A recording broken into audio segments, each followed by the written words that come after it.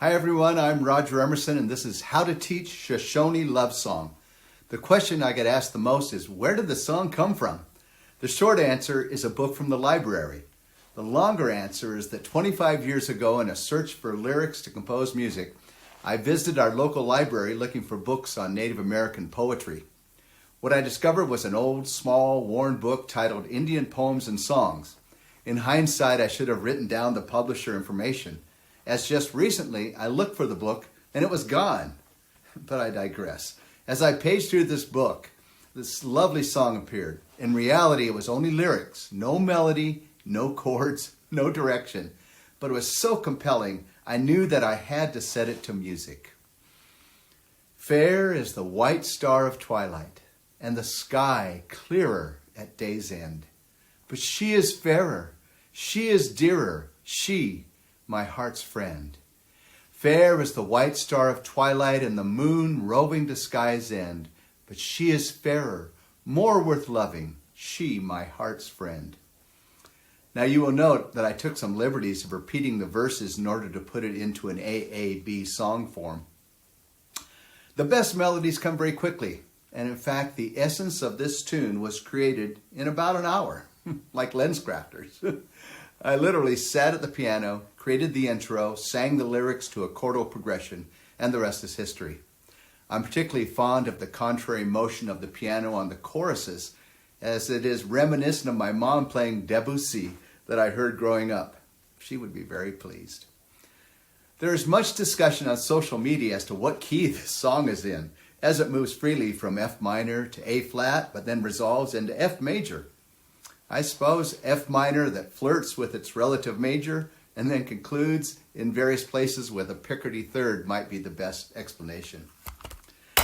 As a writer, I rarely think about those kinds of things as I write by ear, and the relationship only becomes clear during analysis after the fact. Well, that's the background. Now let's get into the nuts and bolts of the way I would teach the song. Start with the lyrics alone, projected or written on a whiteboard or similar. I'd rather the students not be distracted by the notes to begin with. I would then engage the students in a discussion about friendship.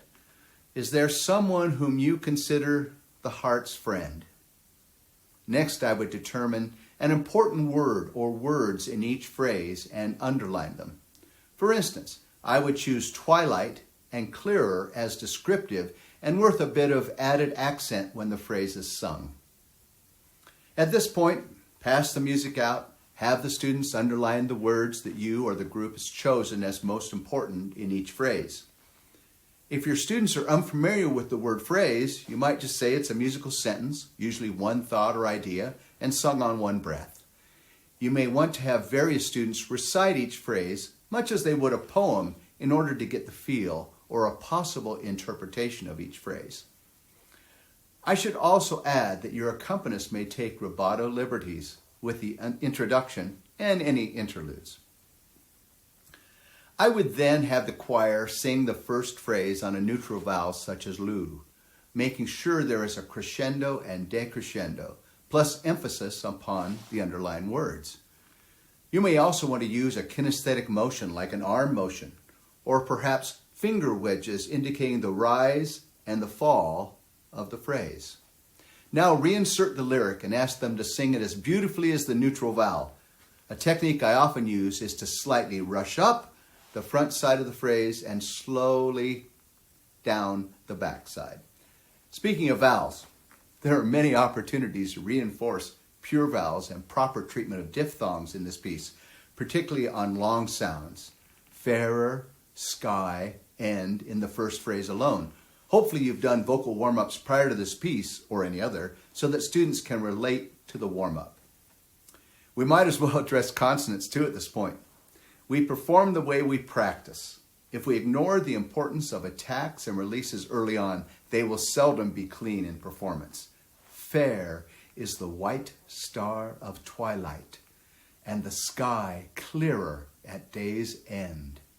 I know I'm asking a lot here, but it is a noble goal and one we need to keep working on, and this is just the first phrase. Next challenge, the harmony on the chorus. In this case, I believe the students will find it easy to pick up, as each part is a melody in and of itself. Not all parallel harmony is, but in this case we both lucked out. In the case of the 3-part mixed voicing, I would start with part 3's 8-measure phrase. Have them repeat it while you add part 2, then a third repeat adding part 1. With any luck, you'll ultimately hear a beautiful triad, as they will. And once you've heard a triad, you're home free. You'll need to watch the intonation of the A natural in this voicing found in part 3, as the half step from B flat will want to sag. If so, make sure the note is supported with air. Raise the eyebrows to raise the soft palate as an aid. Chromatic scale should be part of your warm-up. I often have them visualize a piano keyboard and sing a C chromatic scale, loo, loo, loo, loo, loo, loo, etc. Funny thing, even my community college singers had difficulties with this at first, but it got better, as Monty Python would say. Few things to conclude with. Dynamic contrast. Verses generally soft. If you want them energized, you might say, shout inside. Each repeat of a phrase should be slightly louder. Then, of course, the chorus is sung out with enthusiasm of the realization that she or he is more than any beauty found in nature. This reminds me of a question often asked: should they sing she or he? I like to leave it up to each singer. In reality, if anyone sings she, that will be what the audience hears, and of course it was the original lyric. But I love the inclusive quality, as I believe strongly that love is love. Your final challenge is the final chord, which is merely an inversion of the F major, and it should be subtle like the wind, and should slowly fade or evaporate, as I like to call it. Well, this is all for now. Hope you found this helpful and informative. I welcome your input on format or content and look forward to hearing from you. Thanks so much.